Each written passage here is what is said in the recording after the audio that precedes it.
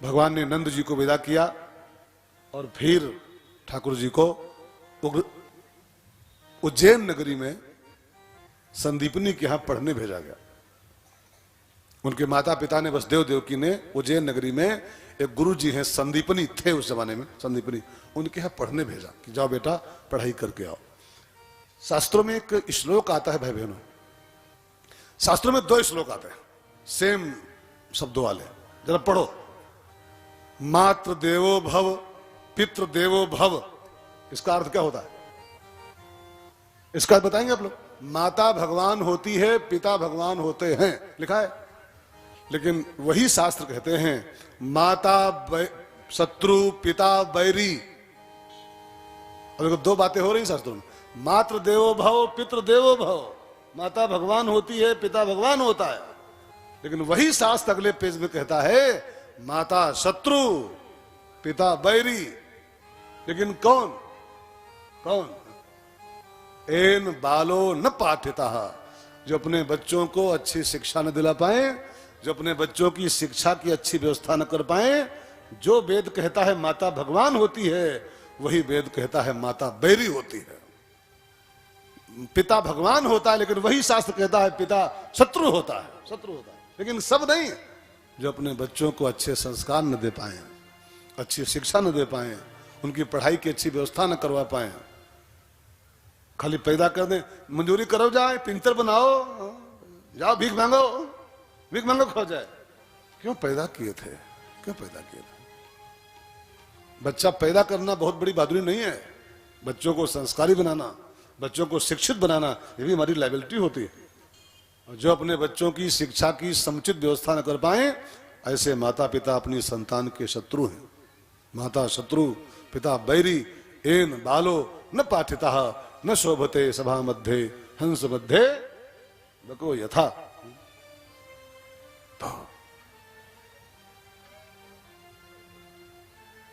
भगवान को पढ़ने भेजा गया दोनों भाइयों को संदीपनी के यहां, और भगवान संदीपनी के यहां पढ़ने जाकर के एक संदेश दे रहे हैं कि जब मैं इस माया के संसार में आने के बाद संदीपनी की शरण में जा रहा हूं, गुरु की शरण में जा रहा हूं, तो आप भी इस माया के संसार में आए हो, बिना गुरु के मत रहो।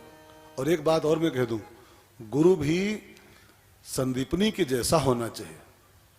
एक कहावत आपने सुनोगी, गुरु करो जान के। कहते ना, गुरु करो जान के। क्या जानना है जी गुरु के बारे में? यही जानना है, गुरु संदीपनी ही होना चाहिए। संदीपनी माने संदीपनी जी नहीं, संदीपनी माने होता है संदीप्त करने वाला। जो हमारे भीतर बुझा हुआ जो ज्ञान का दीप पड़ा हुआ है, उस ज्ञान के दीपक को जो बुझा पड़ा है, उसको पुनः संदीप्त कर दे। संदीपन माने, संदीपन आप समझते हो हिंदी शब्द, संदीपन माने होता प्रकाशित करना, प्रकाशित करना। असतो मां सद्गमय तमसो मां ज्योतिर्गमय, जो हमको तमस से निकाल के ज्योति में प्रकाश में पहुंचा दे, जो हमारे जीवन को संदीप्त कर दे प्रकाश से, ऐसा गुरु होना चाहिए। खाली कंठी साहब गुरु, कंठी साहब गुरु, घूमे गुरु बाजार में, चालो कंठी ले और नरक जाओ चाहे सरग जाओ, हमें दक्षिणा देओ। धोती कुर्ता लाओ, तुम चाहे मरो चाहे तरो, धोती कुर्ता धरो। ऐसे गुरु को पा भी जाओगे तो क्या करोगे यार? अभी मेरे घर एक लड़का आया कुछ दिन पहले, कहा गुरु जी हमको आपसे दीक्षा लेने। ने कहा क्यों? कहा हमारे पिताजी दीक्षा लिए थे किसी गुरु से। वो गुरु होता ना, गुरु घराना होती है, गुरु घराना, गुरु घर।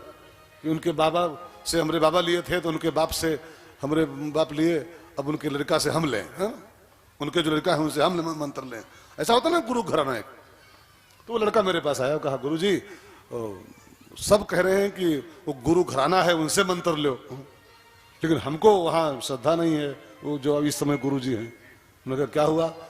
कभी उल्टे हमसे कहा थे तो नहीं, वो एक बोतल ला दो हमका 100 रुपया वाला। अब जब गुरु जी खुद हमसे बोतल मंगा रहे हैं और रोज शाम को फोन करते हैं, तो 2 किलो वो लिहाओ कलेजी, कलेजी लिहाओ, लेग पीस लेता ना शाम को।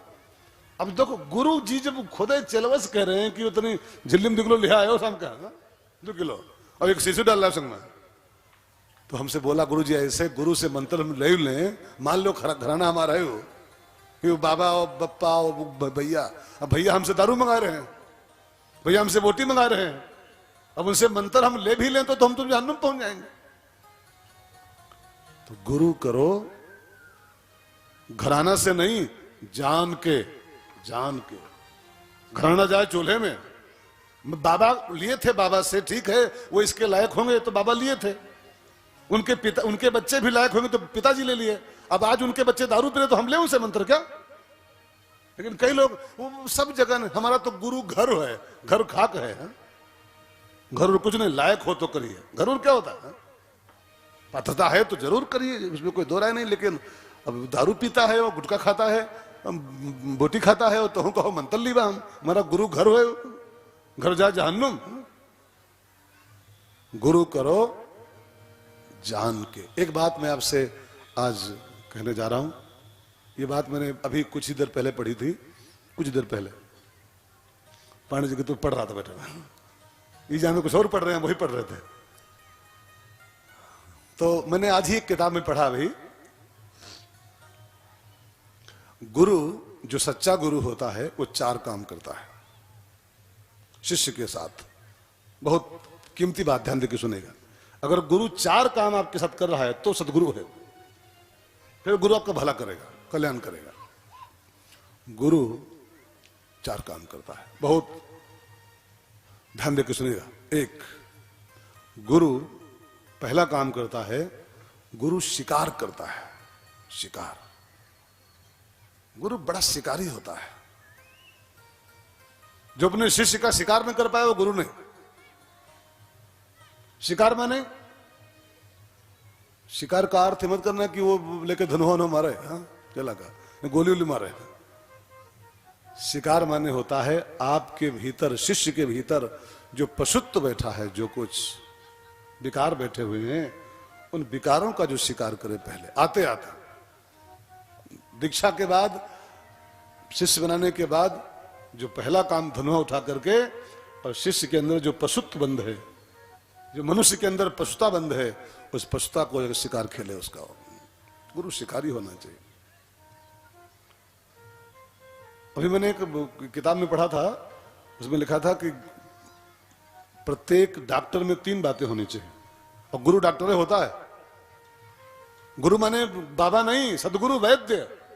और डॉक्टर के 3 लक्षण लिखे हैं शास्त्रों में, 3 लक्षण।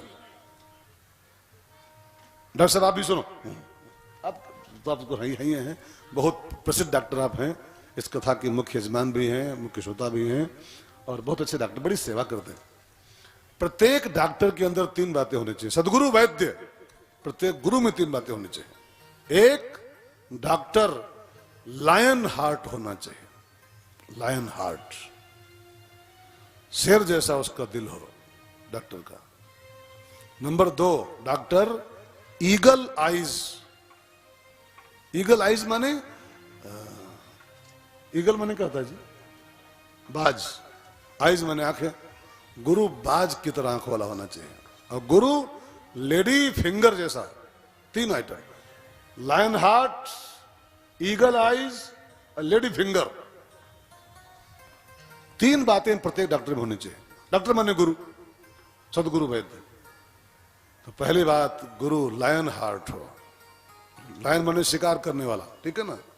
जो लायन बन के, शेर बन के अपने शिष्य के सारे विकारों का शिकार खेल ले, उसके एक एक विकार का शिकार झपट के कर डाले पहले, ठीक है? तो गुरु पहले शिकार करता है, फिर स्वीकार करता है। स्वीकार, जो हमको स्वीकार नहीं किया है वो कैसा गुरु? कोई हमसे मंत्र ले ले लेकिन ऐसा कोई व्यवहार न करे कि उसको हम कबूल कर पाए। कई लोग मिलते हैं कहीं कहीं पर, ट्रेन में मिल गए, गुरुजी पहचाने, क्या हुआ? कहा तुमसे हम मंत्र लिए हैं, तब लिए थे 2003 में, हमारे गुरुजी हो तुम, तो वही हो चला, क्या करें, वही चला। ऐसे बहुत लोग लिया करते हैं मंत्र मंत्र। खाली कंठी दे दिया और माला पहना दिया और धोती कुर्ता लेके निकल लिया, वो गुरु अच्छा गुरु नहीं है। गुरु जो हमको स्वीकार कर ले, पहले स्वीकार करे फिर स्वीकार करे, कबूल करे। और एक बार नहीं 3 बार बोले कबूल है। 3 बार बोले, पूरा निकाह पढ़ रहे हाँ शिष्य के साथ। हाँ? वो स्वीकार करे। अच्छा, एक क्वेश्चन आता है, थोड़ा ध्यान देकर सुनिए। एक महात्मा से पूछा गया, किसी लड़के ने पूछा कि गुरु ने हमारा स्वीकार कर लिया है, इसकी पहचान क्या है? कोई चेला पूछा होगा अपने महात्मा जी से कि गुरु ने हमारा कबूल कर लिया है, इसकी पहचान कैसे माने, क्या लक्षण है कि गुरु ने हमको कबूल कर लिया? बताएं। आप भी इस बात को चेक करना अपने जीवन में। आपके गुरु ने आपको कबूल कर लिया है, इसकी पहचान एक केवल बस है, एक। मंत्र दे दिया है वो दीगर बात, कंठी दे दिया है वो बहुतों देता है, बहुतों दे रहा है। आपके यहां आता भी है दाल भात खाने, वो भी बात अलग है, लेकिन कबूल किया है गुरु ने आपको, इसकी पहचान खाली एक है बस। बता दूं कि छोड़ू?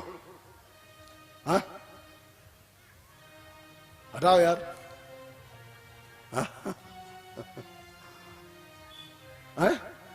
छोड़े छोड़े बहन जी, हमारे गुरु ने हमें कबूल किया है दिल से, इसकी पहचान क्या है? एक पहचान केवल बस। हमारे में जो कोई गलती दिखाई पड़े तो गुरु बिना संकोच के हमको डांट दे, बिना संकोच के डांट दे दिल खोल के, तब जानना कि हमारा गुरु हमें कबूल कर चुका है।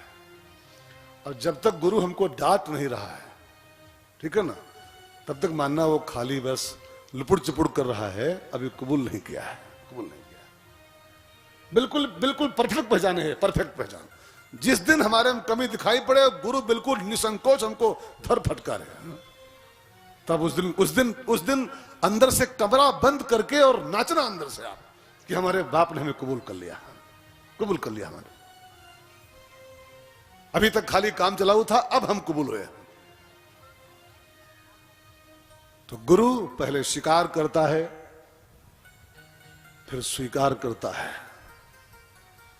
फिर सत्कार करता है, और चौथा लेवल है अंत में गुरु साक्षात्कार कराता है। 3 काम करता है और चौथा काम गुरु करा देता है बाद में, चौथे स्तर पर। पहले स्वीकार, फिर स्वीकार, फिर सत्कार और फिर साक्षात्कार, सीधे बस। लेकिन ये सब कुछ तभी संभव है जब आपके जीवन में कोई गुरु हो, पहले संदीपनी हो, है ना? इसलिए भगवान राम संदीपनी के यहाँ, कृष्ण जी, ठाकुर कृष्ण जी, मैं राम कथा कहता हूं ना तो कृष्ण थोड़ा कम याद आते हैं। ठाकुर जी संदीपनी के यहाँ पढ़ने गए, दोनों भैया, और मात्र 64 डेज वहां रहे, 64 दिन केवल। और 64 दिनों में भगवान ने 64 विद्याओं का वहां अध्ययन पूरा किया।